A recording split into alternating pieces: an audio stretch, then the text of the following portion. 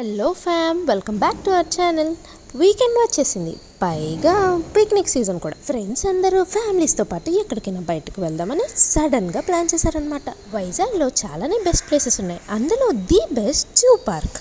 Vizag zoo park కోసం పెద్దగా ఇంట్రడక్షన్లు అవసరం లేదు. It is the best happening picnic spot అని అందరికీ తెలుసు. 10 o'clockకి స్టార్ట్ అవ్వాల్సిన మేము 11:30కి స్టార్ట్ అయ్యాం.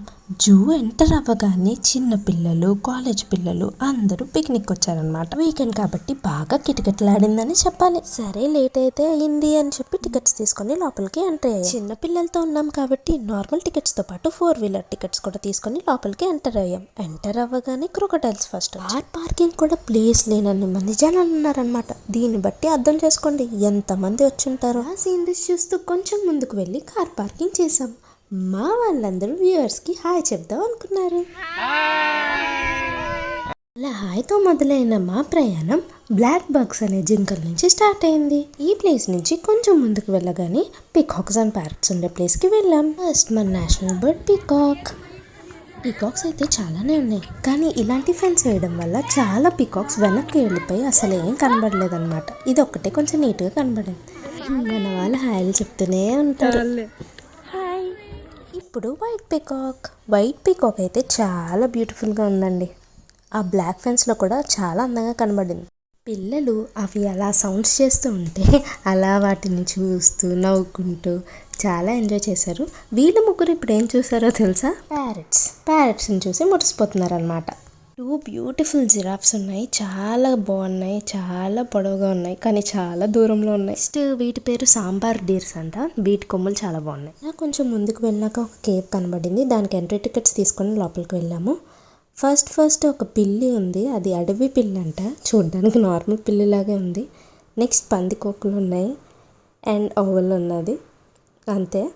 ఇంకా దానికి మించి ఏం లేదు. బయటికి రాగానే కంగారు పోస్టర్ కనబడింది. చాలా వెతికాను ఎక్కడుందా అని. ఆ చివరిన ఎక్కడో ఉందండి చిన్న పిల్ల, బాగుంది, క్యూట్ కంగారు. ఫెన్స్ వేయడం వల్ల సరిగ్గా వీడియో రాలేదు. దాని పక్కనే ఆస్ట్రిచ్ ఉందండి, చాలా పొడవుగా ఉంది. దాని ఎగ్ కూడా చాలా పెద్దగా ఉంటుంది, తెలిసిందే కదా. దీని తర్వాత ఒక 1 hour గ్యాప్ తీసుకొని ఫుడ్ తినేసి పిల్లలకు ఫుడ్ పెట్టి కొంచెం రెస్ట్ తీసుకొని మళ్ళీ మా సైట్ సీయింగ్ స్టార్ట్ చేసాం అనమాట. ఇక్కడ నుంచి అసలైన పెద్ద మెయిన్ యానిమల్స్ అన్నీ వస్తాయి. ఫస్ట్ అయితే బ్లాక్ స్వాన్స్ వచ్చాయి. చాలా వావ్ ఎక్స్ప్రెషన్ ఇచ్చింది అనందిత ఎలిఫెంట్స్ని చూసి. 2 ఎలిఫెంట్స్ ఉన్నాయండి పక్కనే, టై చేసి ఉంచారు వాటిని. గీతేష్ కూడా ఆ ఎలిఫెంట్స్ని చూసి చాలా మెస్మరైజ్ అయ్యాడు. నేను వీడియో తీస్తున్నానని చెప్పి నన్ను చూసి స్మైల్ చేస్తున్నాడు. అక్కడి నుంచి కారులో కొంచెం ముందుకు వెళ్ళాము. అక్కడ రైనోసరస్ ఉంది, చాలా పెద్దది, ఒక్కటే ఉంది. దానిపైన కొన్ని డవ్స్ ఉన్నాయన్నమాట. అక్కడి నుంచి కొంచెం ముందుకు వెళ్ళాక చింపాంజీస్ వచ్చాయి. ఒక్కటే ఉంది చింపాంజీ కూడా. ఇక్కడ క్లైమేటిక్ కండిషన్స్ పడక మిగిలిన 2 చనిపోయాయంట. ఇండియన్ వైల్డ్ డాగ్ అని ఉంది. ఇవి చూడడానికి నార్మల్ డాగ్స్ లాగా ఉన్నాయి, కానీ వీటి పళ్ళు చాలా షార్ప్గా ఉన్నాయి. కరిస్తే అంతే సంగతులు.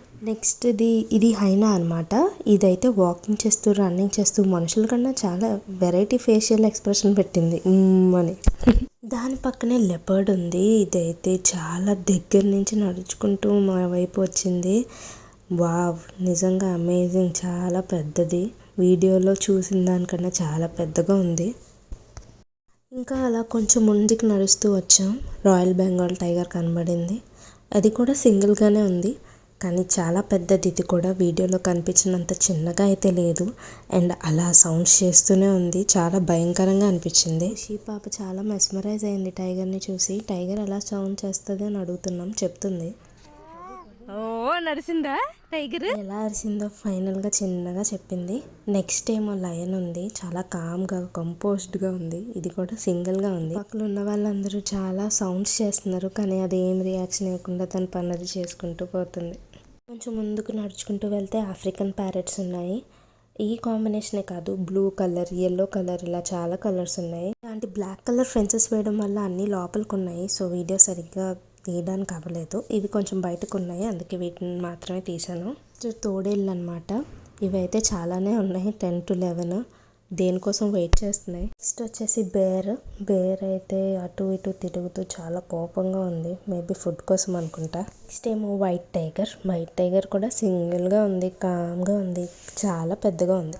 వీటి మధ్యలో ఆనందిత ఖుషికి ముద్దు పెట్టి మురిసిపోతుందన్నమాట. ఏంటో వాళ్ళ ఆనందం. నేను వీడియో తీయలేని కొన్ని యానిమల్స్ ఉన్నాయి, like zebra, hippopotamus, tortoise, snakes, crocodiles. Video తీయలేకపోయినా లైట్ పోవడం వల్ల.